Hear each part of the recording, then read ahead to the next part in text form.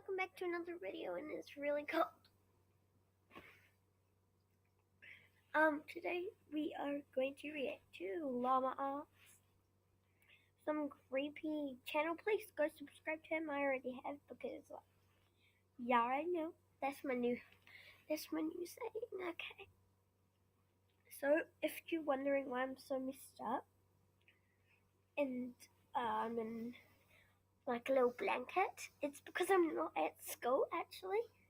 It's not because I'm sick. It's just on my arm I have this thing where Lily knows what it is. I'll put her channel in the description down below. And you know what else is down below? The like button. Go like that. Go like this video. And that red button down there. Go press it because I'm lonely. So let's get on to the video, and I hate it when I do this. Okay, so first we're gonna watch Ghost Hunting Story. Ready?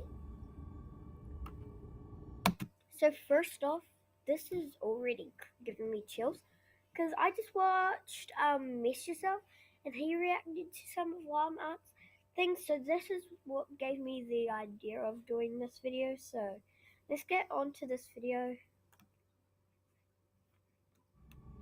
So also, I'll put Miss Yourself in the description. This happened about 5 years ago when I was 21. Me and my friend Seth got into this app which showed you ghosts. We'd go out ghost hunting, but nothing much would happen. Sometimes a dot would appear on one of our phones and it would say random words. We would ask, how... First off, I've played this game. It's Ghost Rider. And so there's 3 different colors. There's green, red, yellow. There's 4 of them, just colorblind. Green, red, yellow, and blue. And that's basically the game they're talking about, and it comes up with words and things. And I'll tell you this at the end. It's kind of scary, but oh well. Did you die? And stuff like that.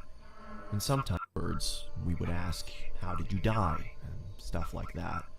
And sometimes the answers lined up, but... First off, why the hell is there a girl in the background? You just see a casual little person in the background. And look, it's nighttime. It was mostly random. One night, around 2 a.m., Seth suggested going to the cemetery to see if the app picked anything up. I was hesitant, but I nervously agreed. We started making our way through the neighborhood towards the cemetery. It was weird as the streets are normally lined with cars, but they were empty on this night. We walked down the middle of the road with the app running, but it wasn't picking anything up. We finally made it to the cemetery, which was a small, family-owned one where they only buried their own. Seth went up to the gate and started shouting, hoping to get a response on the app, but nothing happened. I was standing in the road, feeling unsettled, when Seth starts yelling, "Is that all you've got?" I told him to stop disrespecting the dead and we should leave. He tried being funny, saying, "Oh, I'll make them show up," and jumped the gate and started stomping on the graves while screaming, "Come on, show us something." All of a sudden, our phone said something at the same time. I looked down at my phone and it was there. We both just stood there, looking at each other, when 10 or so red dots appeared on the radar, and it said it again. When I looked back up from my phone, Seth was next to me. I said, "We have got to go." As soon as I said that, we could hear the street lights turning off one by one from the top of the street, getting closer to us. We took off running as fast as we could. We got about halfway into the neighborhood before running out of breath and having to stop. I felt like I was gonna throw up from being scared and winded. Then I heard my phone say something. It was muffled, but I knew what it said. Being too scared to look at my phone, I looked at Seth, who looked terrified. He nodded at me to get my phone out, so I slowly pulled it out, and it said my name across the top. His name? How could you not be scared of your phone saying your name and you haven't even told it your name? Continue, this guy. I turned my phone off and said, "Screw this, I'm done." We made our way back to my house and had a cigarette to calm down. We were talking about what just happened. How old are these down below if you know. I'll just have to read their description. Oh well, this is creeping back. I've got like chills down my spine. You already know. Happened, almost not believing it, when I heard my phone again. This time it was my sister's name. His sister's name? His sister's name. Oh Lord, yeah. We just stood there, frozen, not saying a word, when it went off again and said my brother's name. I took my phone out, turned it on, and deleted the app. I asked Seth to stay the night, but he refused. I can't blame him. When I finally got to sleep that night, I dreamt a muffled voice repeating a word over and over. I started to wake up and the words became clearer. My phone was off, with the battery out.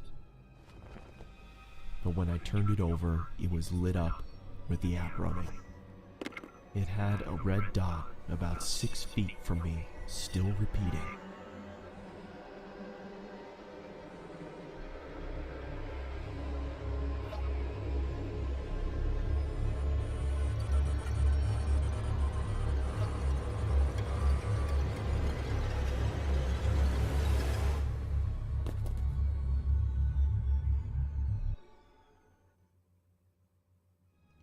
I woke up the next morning and went to the bathroom. I had a razor-thin cut from my left shoulder to my right hip. I don't know what happened that night, and nothing has happened to me since. Needless to say, I don't mess with that kind of stuff anymore. What the badonkey won't was that? That is not from a finger.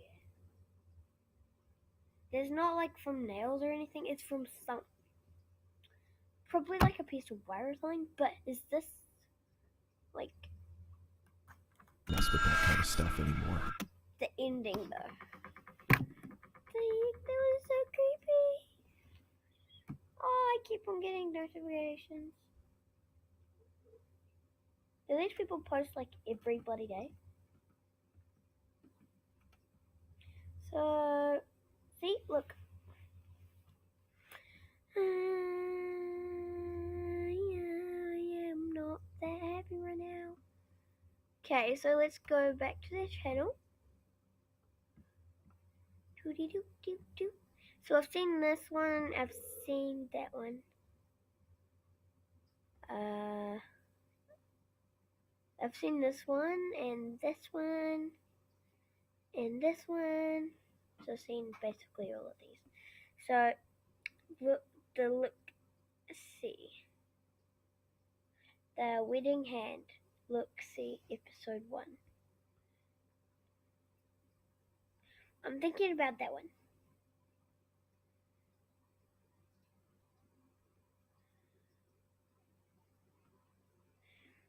I think this one, it's called Lockdown Stories 2. Because I've seen the first one, but let's just continue with this. Bah! I was just saying if you were listening, by the way. I'm 22 years old, fresh out of college, and I recently got a job at my old high school as a sort of computer intern in the school basement. The basement of the school is very messy and disorganized, but there is a small 3-person office that's actually very nice down there. It has 3 nice big desks, 2 mini fridges, a flat screen TV mounted on the wall, and oh so satisfying air conditioning, a luxury the students and teachers cannot enjoy in the school. And of course all the school servers and other computery stuff. I got the job because 3 of my old computer teachers flat out adored me. I could actually consider them as real friends, not just teacher figures, so they all helped tremendously in landing me this job. It's been great, until something that happened a few weeks ago. My 2 co-workers that shared the office with me, Dave and Gary, weren't in the office at the time. They were upstairs working on papers or whatever.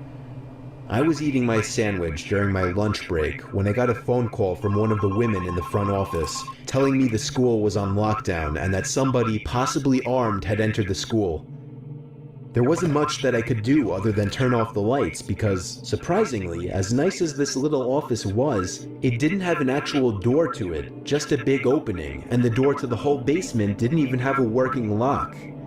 For my own safety, I did turn off all the lights in the office and my computer screen. I kept my phone on the desk, texting both Gary and Dave, but they wouldn't respond.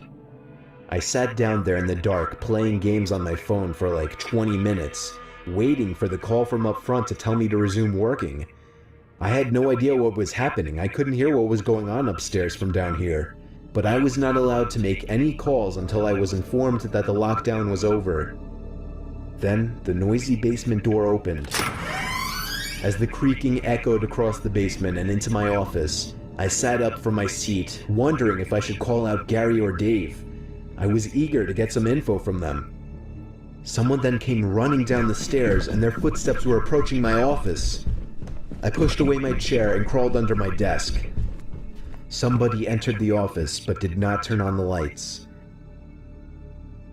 There was just silence. I can't even describe the fear I was experiencing. I felt like if I made one sudden noise, I'd be a dead man. Suddenly, my phone dinged as I got a text message. I felt my entire world shrivel up and die at that one moment, as I clenched my teeth in fear. Footsteps suddenly moved closer to me until I finally dove out from under the desk in capitulation, begging whoever it was not to kill me. And just then, someone grabbed my arm and pulled me up. It was some guy in a red plaid button-up, jeans, and a reddish-black cap. He told me, "It's okay, I'm just down here hiding with you."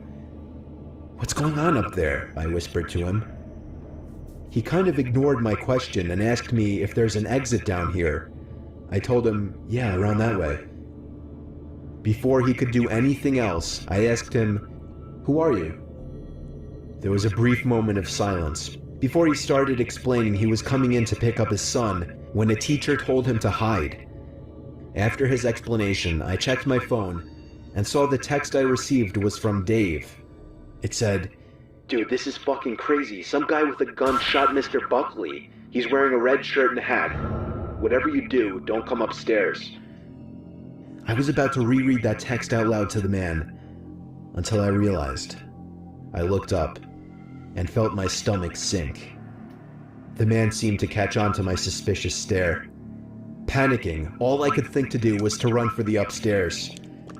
A gunshot echoed through the basement, and I could hear the bullet ricochet off something metal in the darkness. But thank God the bullet missed me, and I made it upstairs. Fortunately, police were waiting at all exits, including the basement exit, and caught the man the second he opened the door. More good news, our teacher Mr. Buckley survived the gunshot. It was later determined that the man and Mr. Buckley had some beef for whatever reason, but that was never revealed. All we know is that Mr. Buckley couldn't have done anything that would have warranted this kind of reaction. And I know that the sound of that gunshot will forever echo in my mind.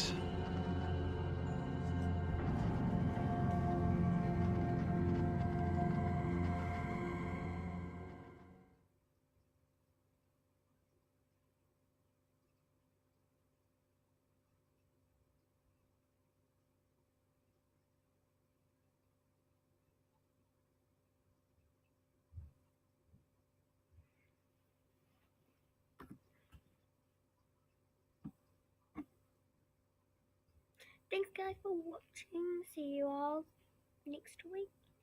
And goodbye. We have enough time to talk, so I'm gonna play a little bit of Animal Jam. And if the video turns off, that's okay, because this is screencast-o-matic and I'm not a member. So let's play AJ. I'm quitting Animal Jam, just saying. What's the time? 33. That's good, because I need to go to the party. I need to go to the party. 26 minutes. Oh,